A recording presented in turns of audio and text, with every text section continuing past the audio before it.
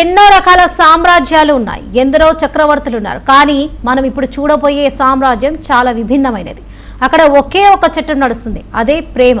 కన్నవాలే కాదనుకున్న అనాథలు, సృష్టి వైకల్యంతో సమాజానికి దూరమైన దివ్యాంగులు, అంధకారం అలుముకున్న జీవితాలు. ఆ చీకటి ప్రపంచంలోకి ఇద్దరు వ్యక్తులు అడుగుపెట్టారు.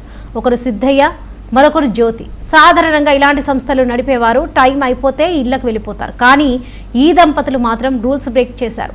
ఆ అనాథ పిల్లలే తమ ప్రపంచం అనుకున్నారు. వారితోనే ఒకే భవనంలో ఒకే శ్వాసగా బ్రతుకుతున్నారు.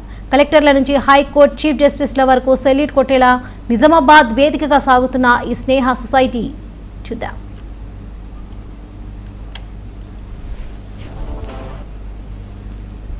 నిజామాబాద్ నడిబొడ్డున ఉంది స్నేహ సొసైటీ.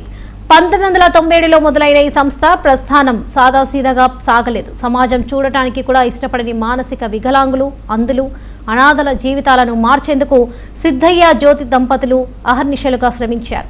వీరికి పిల్లలతో ఉన్నది కేవలం సేవాబంధం కాదు, రక్తాన్ని మించిన ఆత్మీయ బంధం. అందుకే ఆ పిల్లలుండే భవనంలోనే ఈ దంపతులు కూడా నివాసం ఉంటున్నారు. రోజుకు ఏకంగా 18 గంటలు ఆ పిల్లల కోసమే కేటాయిస్తూ టైం మేనేజ్మెంట్తో, కఠినమైన క్రమశిక్షణతో ఆ పిల్లల భవిష్యత్తును ములుస్తున్నారు. కేవలం అన్నం పెట్టి వదిలేయడం లేదు,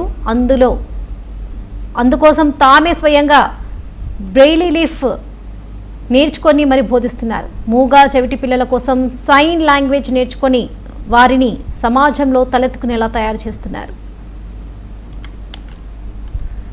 స్నేహ సొసైటీ చరిత్రలోనే అత్యంత ఉత్కంఠభరితమైన, సాహసోపేతమైన ఘట్టం మరొకటి ఉంది. ఉమ్మడి ఆంధ్రప్రదేశ్ చరిత్రలోనే ఎవరు ఊహించని విధంగా సెక్స్ వర్కర్ల పిల్లల జీవితాలను మార్చేందుకు ఈ దంపతులు నడుం బిగించారు.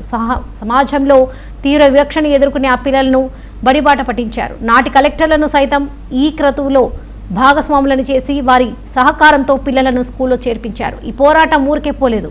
స్నేహ సొసైటీలో పెరిగిన 4 సెక్స్ వర్కర్ల పిల్లలు ఏకంగా హైకోర్టు చీఫ్ జస్టిస్ చేతుల మీదుగా ప్రభుత్వ ఉద్యోగాలు, అపాయింట్మెంట్ ఆర్డర్స్ అందుకునే స్థాయికి ఎదిగారంటే వీరి పట్టుదల ఎలాంటిదో అర్థం చేసుకోవచ్చు. అంతేకాదు, ఇక్కడ శిక్షణ పొందిన మరో 28 మంది అంధులకు ప్రభుత్వ ఉద్యోగాలు రావడం ఈ సంస్థ సాధించిన అతిపెద్ద విజయం.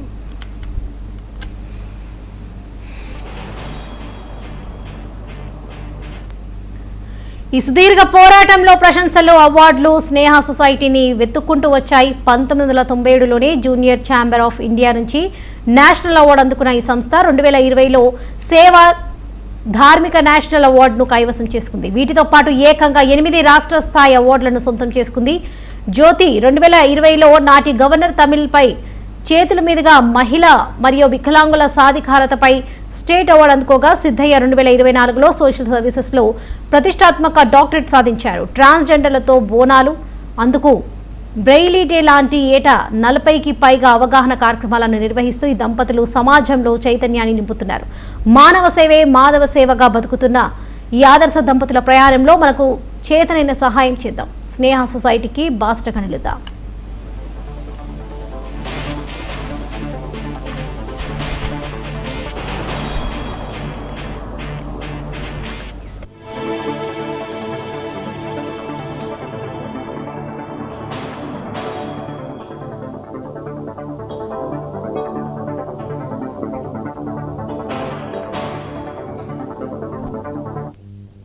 Special school for the visual డిజేబిలిటీలో ప్రిన్సిపల్గా పనిచేస్తున్నాను.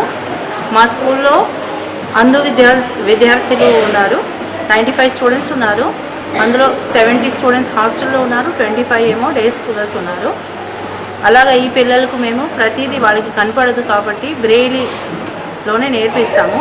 బ్రెయిలీ అను మళ్ళీ మనము వాళ్ళకి మ్యాథ్స్ అనేది టైప్ బోర్డ్స్లో నేర్పిస్తాము. ఈ స్కూల్కి ఒక 2 బిల్డింగ్స్లో రన్ అవుతుంది. ఒకటేమో ప్రైమరీ స్కూల్ ఉంది. ప్రైమరీ స్కూల్లో 1 to 5th స్టూడెంట్స్ ఉంటారు. మరియు 6 to 10th అనేది మన అప్పట్లో ఉన్న కలెక్టర్ గారు యోగిత రాణు గారు తన చాలా చరువు తీసుకొని మాకు ఒక డిస్ట్రిక్ట్ రిసోర్స్ సెంటర్ అనేది ఇవ్వటం అనేది జరిగింది. ఒక సెపరేట్ బిల్డింగ్, ఎక్కడైతే మనకి కంప్యూటర్స్ని అన్నీ ఇన్స్టాల్ చేశాము బ్లైండ్ వాళ్ళ కోసము. అందులో పిల్లలకి ఏదైతే అందరికీ మనం డైరెక్ట్గా చూసి చేయగలుగుతాం టైపింగ్ అనేది, ఈ పిల్లలు అనేది అక్కడ వాళ్ళకి జాస్ సాఫ్ట్వేర్ అనేది ఇన్స్టాల్ చేస్తాము. ఏదైతే వాళ్ళు టైప్ చేస్తూ ఉంటారో అది వాళ్ళకి వినవస్తుంది. స్నేహ సొసైటీ ఫర్ రూరల్ రీకన్స్ట్రక్షన్ అనే స్వచ్ఛంద సేవా సంస్థ సమాజ సేవ చేయాలనే ఉద్దేశంతో ఈ సంస్థని ఏర్పాటు చేయడం జరిగింది. నేను, నా భార్య జ్యోతి మరి 1990వ సంవత్సరంలోనే దీన్ని ప్లాన్ చేయడం జరిగింది. 92లో మరి రిజిస్ట్రేషన్ చేసిన తర్వాత ఆమె 1995లో మానసిక వికలాంగుల పాఠశాలకి ప్రిన్సిపల్ అయిన తర్వాత ఆమె గవర్నింగ్ బాడీ మెంబర్గా రాజీనామా చేయడం జరిగింది. మరి స్నేహ సొసైటీ అనేది మరి నిజామాబాద్ జిల్లాలో, కామారెడ్డి జిల్లాలో, నిర్మల్ జిల్లాలో, మంచిర్యాల జిల్లాలో 4 జిల్లాలో యాక్టివ్గా వివిధ కార్యక్రమాలని నిర్వహిస్తూ ఉంది. నిజామాబాద్ జిల్లాలో చూసుకున్నట్లయితే మరి మేము అందుల ప్రత్యేక పాఠశాల, మానసిక వికలాంగుల ప్రత్యేక పాఠశాల, ఇంక్లూజివ్ ఎడ్యుకేషన్ సెంటర్, విలీన విద్యా కేంద్రం, అదేవిధంగా డిస్ట్రిక్ట్ రిసోర్స్ సెంటర్ అంటే అందుల వనరుల కేంద్రాన్ని ఏర్పాటు చేయడం జరిగింది.